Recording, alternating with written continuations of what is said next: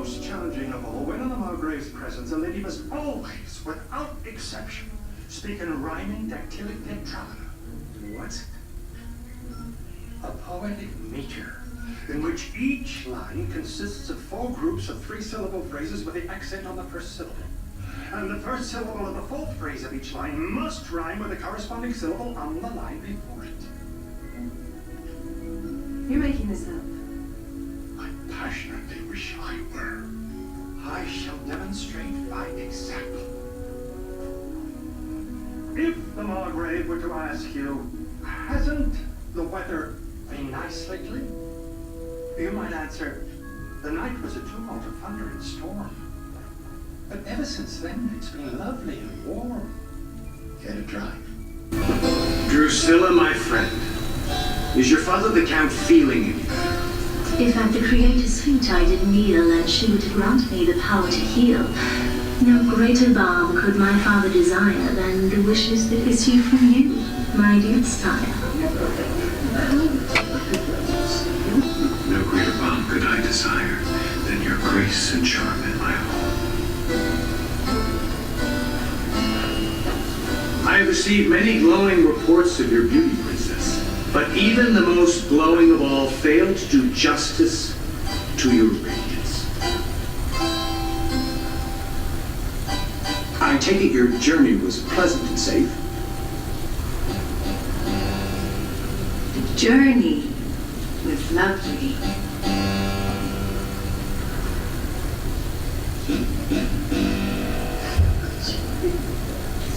With only one minus, how I took to travel to the palace of your highness. I confess that I'm puzzled. I heard that in the art of meter and rhyme, nobody surpasses the Princess of Thrace. If I may request your permission to speak, O great one before whom the mighty are me. By all means, Duchess. From the rigors of travel, the princess is weary. Her senses are dulled and her vision is bleary. But I can assure you that when she has rested, the best you have heard is quite sure to be the best. I hope that's the case. Your palace is stunning, O Margrave serene. The gardens, the loveliest I've ever seen. The lilies, the roses, the hyacinth blue, all gather their beauty in tribute to you.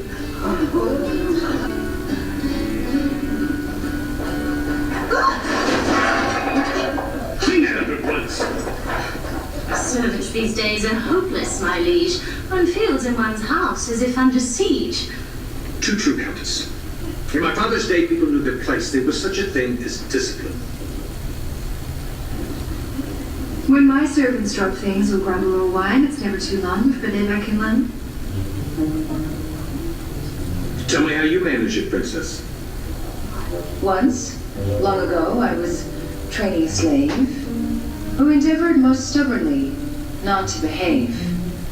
So I cut off a finger or two with a knife and threatened to slaughter his child and his wife. Then I stripped him down naked and strapped to a horse. I dragged him through miles of bramble and gorse, poured salt in his wounds, and rolled him in rubble. That was the last time he gave any trouble. Impressive.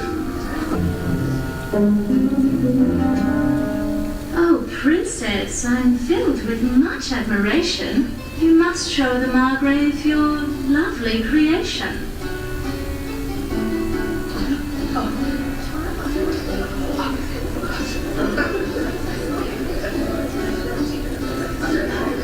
My humble attempt could not ever compare with something so elegant, simple, and spare, so filled with the light of the good and the true.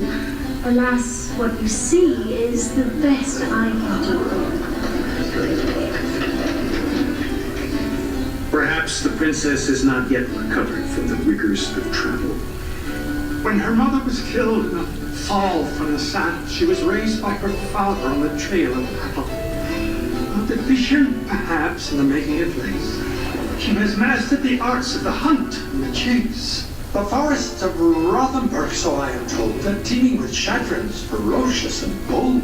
would it be asking a favor too terribly blunt if I begged her to give us the thrill of a hunt?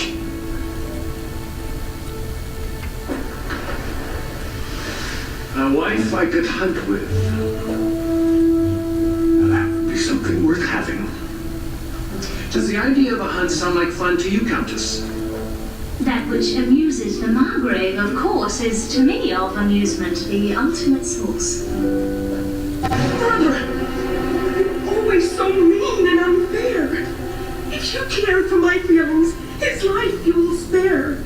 After you've chosen a bride, you'll be set.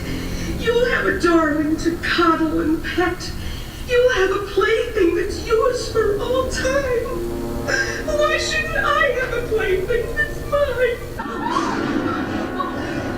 The beast I have seen in its fury!